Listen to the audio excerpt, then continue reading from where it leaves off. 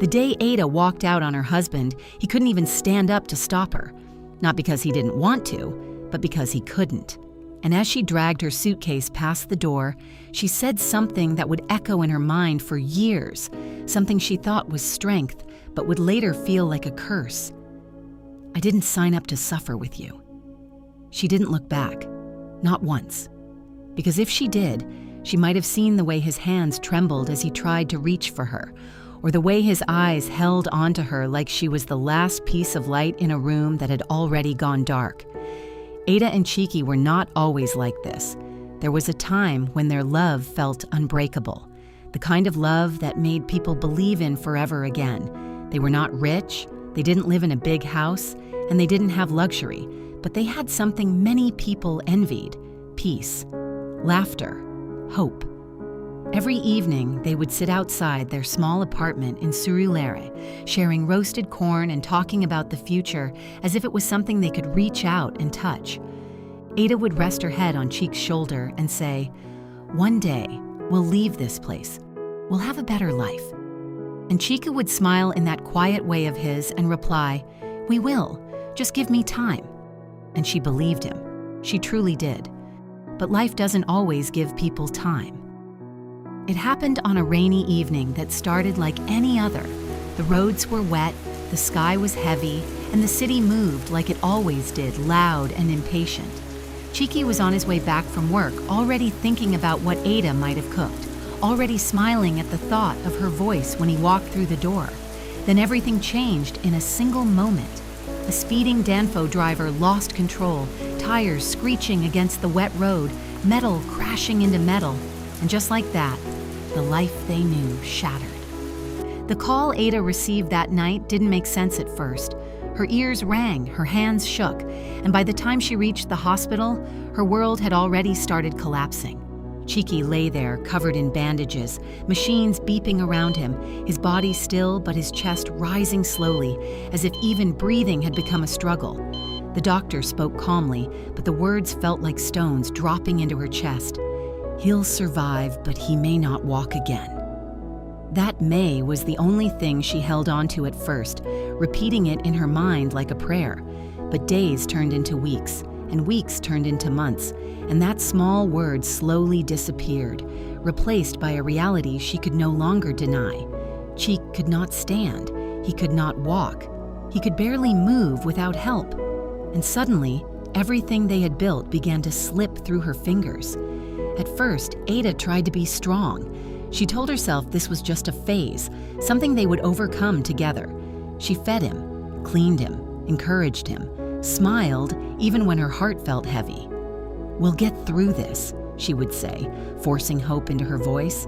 And Cheeky would nod, even though deep down he could see the exhaustion growing in her eyes. The bills began to pile up. Rent came knocking. Food became something they had to think about instead of something they simply had. Ada's job was no longer enough, and every day felt like a battle she didn't know how to win. Then the voices started. Not loud at first, just small suggestions from friends and people around her. "Ada, you're too young for this. This isn't the life you deserve. You'll suffer if you stay." She tried to ignore them, but the more she struggled, the louder those voices became. They followed her into her thoughts, into her silence, into the moments when she stared at Chika and saw not the man she loved, but the weight she carried. And that was when everything began to change. One night, the power went out. The room was dark, hot and quiet in a way that made everything feel heavier. There was no food left, no money, no plan. Cheek tried to reach for a cup of water beside him, but his hand slipped. His body followed. He fell hard to the floor. Ada rushed to him, panic filling her chest as she struggled to lift him. But as she held him there, something inside her cracked. Not loudly, not dramatically, but in a quiet, irreversible way. "I can't keep doing this," she whispered, her voice barely there. Cheek looked at her, not with anger, not with blame, but with a kind of understanding that hurt more than anything else. "I understand," he said softly. The next morning, she packed her things. Each fold of clothing felt heavier than the last, each movement slower, as if her body was trying to stop her even when her mind had already decided. She zipped her suitcase and stood by the door. Cheek sat there watching her, unable to move, unable to stop what was about to happen. "Ada," he called gently. She didn't turn. She couldn't. "I didn't sign up for this life," she said again, as if repeating it would make it true, as if it would remove the guilt already forming inside her. And then she left. At first, it felt like freedom.